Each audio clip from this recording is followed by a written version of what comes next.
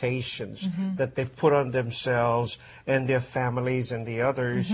And yes, I can see that. I mean, it's hard work to become a doctor. Absolutely. It's very sad, and I know there are a number of programs that are trying to put in more active, like healthcare and mental health care programs for their students and for physicians. Despite all of that, the trend has been that there's a much higher percentage in the physician population than in the general population for suicide. Folks, everybody knows Deepak Chopra. He is the celebrity spiritual guru. Recently, he decided he wanted to be the ordained monk in Thailand. Wow. So he went there, and as an ordained monk, you just wear very basic clothing. You shave your head, which he did. And for eating, you have to take your bowl to the village folks and let them, you have to beg for it, and they will give you whatever they have for you to eat. And you eat just that. You sleep on the floor.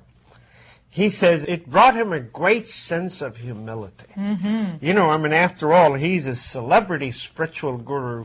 He'd much rather be at the Four Seasons. By the way, he also teaches at the Kellogg School of Business. So after he finished this, he went to teach his students. And now one of the things that he counsels them about is to spend 10 minutes each day silently noticing one's breath and working on questions such as, what is my purpose in life? And what kind of contribution do I want to make to my business? I wonder what the business school students think about that.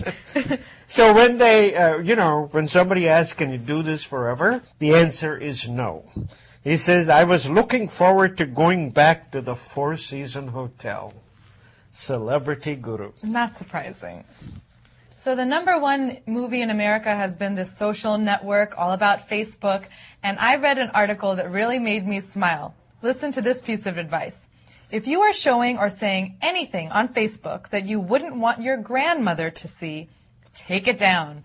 The idea being is that when you're searching for a job or you're looking at, trying to do some professional development, people will do some background checks on you, and you know that they're going to Google you and they're going to read about you.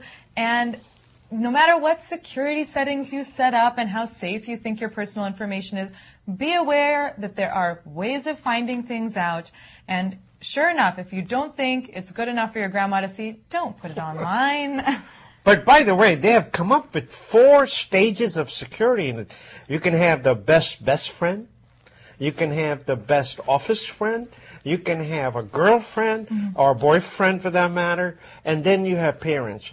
So when you post things, you have to just make sure you put it in the right inbox slot so that right people see the information and not the wrong ones. Yeah, but the thing is that the search engines store a lot of this information, and it's hard to remove anything questionable about yourself, but you can push it lower by adding positive entries. So those of you who are like, it's already a little too late for me, add more positive stuff. So those things are further down on the search list, and you're not so worried about people seeing stuff that's on page 3 of the search. Maybe just the page 1 stuff you should be concerned about. But folks, remember, Facebook or whatever it is still a mechanism to sell you something. The Facebook company has a market valuation of $26 billion. This year, they're going to do $1.2 billion in advertising sales. It's to all of you. Very true. And not just here. In India, there are about 12 million users of Facebook. And I could not believe this story. There are some high school students in Chandigarh, India, who have been suspended from school for 3 months because they were posting some rude remarks about their teacher online. One student in particular put images of his test scores, which he was not happy with apparently, alongside quote-unquote rude and abusive remarks about a particular teacher. Somehow or another teacher saw this on Facebook, reported it to the management of the school, and lo and behold, the kids are suspended. So, you never know. They say the 1 billionth Facebook client will be in by the end of this year. Wow, that's incredible. 1 billion people. Well, folks, outsourcing is in vogue. India does $50 billion of outsourcing business a year. But now some folks here in America have started to look at the rural America to see if the outsourcing can be done in the rural part of the country because the land is cheap. Mm-hmm. And people are educated, and maybe not in the technology arena, but they can be boot camped and they can be taught. But in outsourcing, because they're Americans, they will know about the American problems, that they somehow will put the value in this. And they are not that much more expensive than India and China and the other places, maybe from 10% to maybe 150%. But even at 150%, folks, that's not expensive if it is retained right here in America, which is what President Obama and some members in the Senate and Congress, they were trying to do. Of course, there was a tremendous lobbying and the bill was scuttled, but this is one of the ideas which I think the time has come. We told you about a story where the Chinese are coming to America to start factories because of course, they're following the footsteps of Japanese that did. They came in and they started to put automobiles together here. Chinese are coming in with their factories, and now the outsourcing. So maybe the world does come around, isn't it? Well, it seems to make sense that you would train people for the jobs of today. I mean, there are some jobs of yesterday that, yeah, we need to let go of. But where are the needs now, and can American workers be retrained to do them? Will we invest in them? You know, I want to tell you, this is a true story. Hanes underwear. Folks, it costs about $6.50, and it's made in China. Now, you tell me, can the Americans make an underwear for 50 cents and sell it for $4? I think they can. I really think someone needs to be just bold enough to make sure, for instance, Walmart really should make an effort to get these things made in America. Well, you know, I don't know how much Walmart cares about that, because Walmart is now an international company. So I don't know how much they're looking after the American worker. Yeah, now they're responsible to the world, not to just China.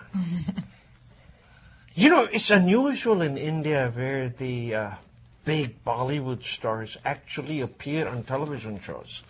Up here, the big guys don't appear, but except as an interview or as themselves. But in India, for instance, Amitabh Bachchan, Kaun Banega Crorepati, this is his second visit there. And then he gave it up, and then Shah Rukh Khan picked it up. And he was, for a couple of years, he was a host to it, even though he does such big films. Now, Amitabh Bachchan, of course, is back. But the other big guy is Akshay Kumar. He's also a big actor now. He's coming up on Master Chef, which is the food show. He's going to be the one. It was only a matter of time. You know, you remember, folks, Iron Chef, if you see the food television? I mean, it's an exciting show. So Master Chef is going to be based on something like that.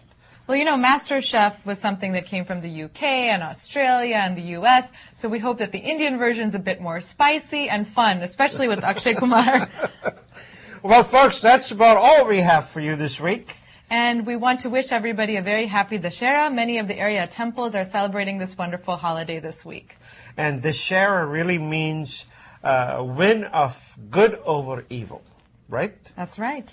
Well, folks, have a wonderful weekend. Namaste. Namaste.